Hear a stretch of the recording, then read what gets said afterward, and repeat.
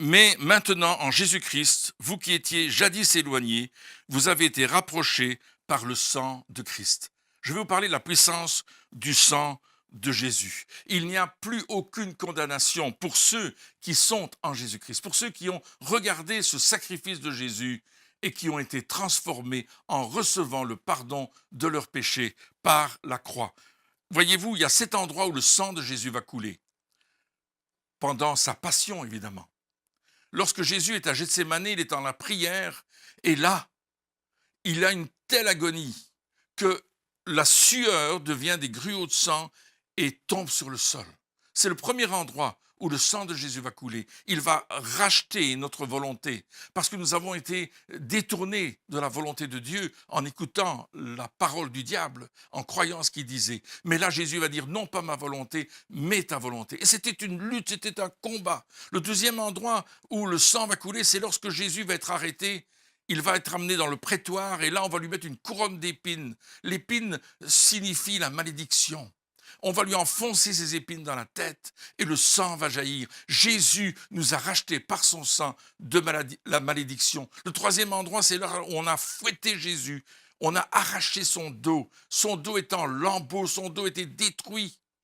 Et là aussi, ces meurtrissures vont nous amener la guérison physique, morale, spirituelle. C'est ce que Jésus fait pour toi aujourd'hui. Saisis ces choses. L'autre endroit, c'est lorsqu'on va clouer ses mains à la croix. Les mains représentent ce qui va nous servir à apporter la bénédiction. Ça représente l'autorité également. Jésus nous rachète. Il nous rend cette autorité. Et il va envoyer les disciples en leur disant, allez-y, j'ai donné cette autorité pour vous. L'autre endroit, c'est lorsque ses pieds vont être cloués. Parce que les pieds, c'est ce qui marche sur la puissance de l'ennemi. Et Jésus nous rachète et nous donne cette victoire sur la puissance de l'ennemi parce que le sang a coulé et qu'il nous a donné la victoire. Et le dernier endroit où cela s'est passé, c'est lorsque le centenier est venu avec la lance et qu'il a percé le cœur de Jésus. Il est passé entre les côtes, il a touché le cœur. Et le sang a coulé également de Jésus pour réconcilier l'homme avec le Père, pour réconcilier la famille, pour réconcilier les enfants, pour que la cellule familiale soit une bénédiction et non plus une malédiction, comme pour plusieurs personnes. Aujourd'hui, le sang de Jésus a coulé pour toi. Et lorsque Jésus était sur la croix, et que le sang coulait de ses mains, de ses pieds, de son côté, de son dos, de sa tête, de partout, n'est-ce pas? Il nous réconciliait avec le Père.